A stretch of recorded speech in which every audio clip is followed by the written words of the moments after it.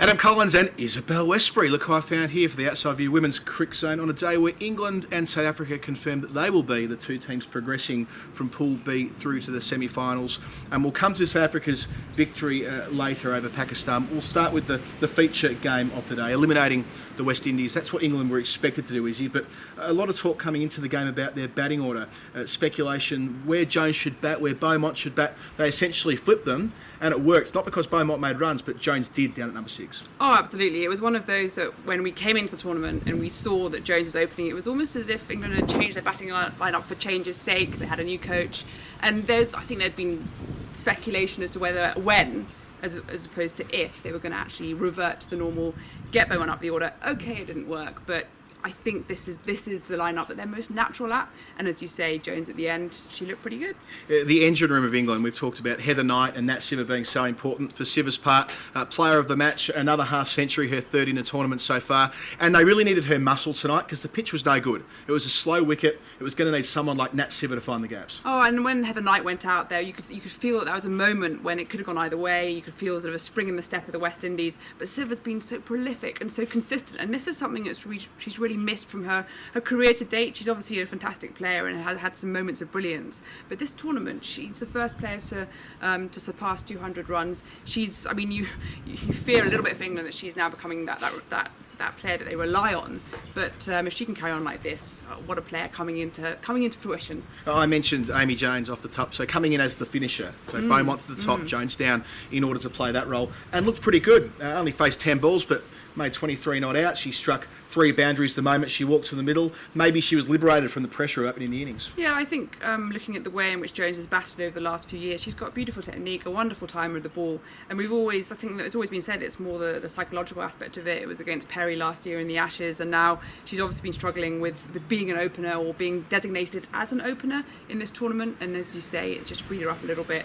She looked superb. She batted really nicely with Brunt at the end, and I just can't see them departing from this lineup, even though, Beaumont didn't come off today. I'm sure she will at some point pretty soon. Super slow start for the West Indies in that Sophie Eccleston brought on early, gets an early wicket. We say it routinely, but Eccleston's turning into the best bowler in the world. Her tournament's been exemplary. Takes 3 wickets I think she took 3 for 7 off her 4 overs today. It was the grind the spinners were able to put on just at the moment when the West Indies at 1 down with Taylor and Matthews. After 8 overs, they were kind of within striking distance. 2 experienced players. Of course, we know what they did in the final of the World T20 all the way back in 2016, but once 1 wicket fell, they all fell. Oh, we love it when spinners dominate the wicket-taking charts as well. Poonam Yadav up there, Eccleston up there, and then specifically for England, that combination with Sarah Glenn and Sophie Eccleston has been really good. 6 wickets this match, 5 wickets the match before.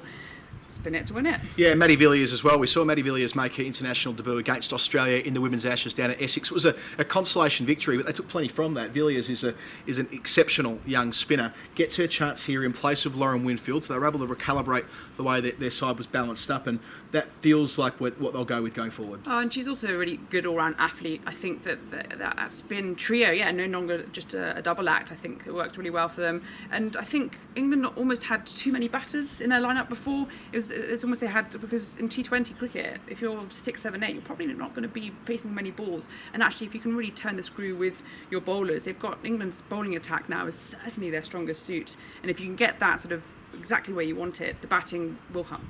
Talking about where you need to be, South Africa, they've won every game in the tournament so far. We were relatively cynical about their prospects going, and not necessarily that they wouldn't make it to the second round, but big tournaments, with the exception of the 2017 World Cup, they've been found wanting. But here they've won all their games, a comfortable victory against Pakistan today. And Laura Wolvaardt, who was exceptional in that 2017 50-over World Cup, gets her first opportunity to bat, strikes 4 boundaries in the last 8 balls of their innings, makes a half-century, an unbeaten half-century. And we talked about their depth a couple of days ago with Sune Luce coming in place of Marizanne Kapp and making a half-century herself.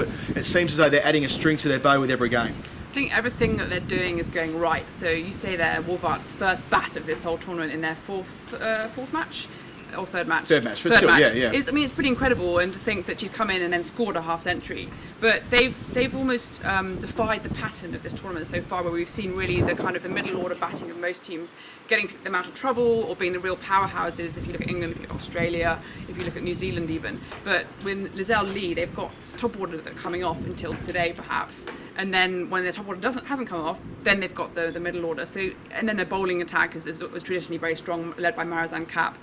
I think they're the first team, the only team where everything they've done has gone right. There might be a point quite soon that things might not go right, and being South Africa will probably be in a knockout stage. That's anything to do with their men's team. But I think ride the wave while you can, and that's what they're doing. Yeah, and in a way, the one thing that hasn't gone right, Danae van Niekerk not piling on bulk runs, is a good thing. We know the skipper is a big game player. She fell short again with the bat today, but there's growth there. The fact that Kat was back playing today after missing with illness, made 31. She hasn't dominated yet with the ball, so there is still room for improvement. They've got one more group game, which takes place on Tuesday. They stay in Sydney for that final game against the West Indies. And the fact that they've got, even though the West Indies are gone, in a way, from their perspective, it's good that they're getting another sort of high-profile team before they have to go into the elimination round. And especially if you think about this tournament, in its entirety is only 2 weeks long, and you haven't really got any chance to get everybody to bat, everyone to bowl, to really work out what your best kind of setup is going into that final match. But South Africa, knowing that they've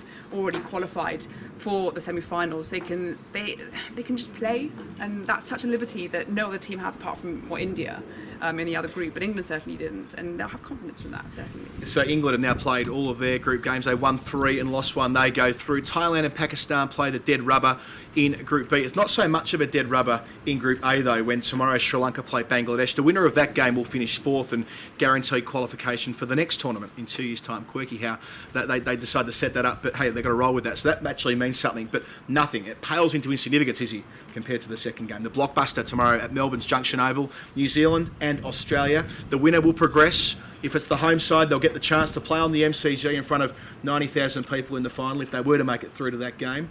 If they lose, it'll be an anticlimax. Oh, and it's one of those sort of double-edged sword matches where you don't want to be in this position in the first place, where you're relying on your last match against obviously a very strong team either way. But equally, the team that comes off that, they'll be going into the knockout stages having had a really good test, which you again want. You don't want to just cruise through. And this is something that India certainly will be a little bit wary of, the fact that they've sailed through the group stages, and then if they were to get knocked out in the semi-finals, they're sort of like, well, okay, maybe they needed a bit more of a test or a bit more of a sort of get out of jail card. Whereas Australia or New Zealand, whoever does qualify, they've really earned their stripes, so to speak.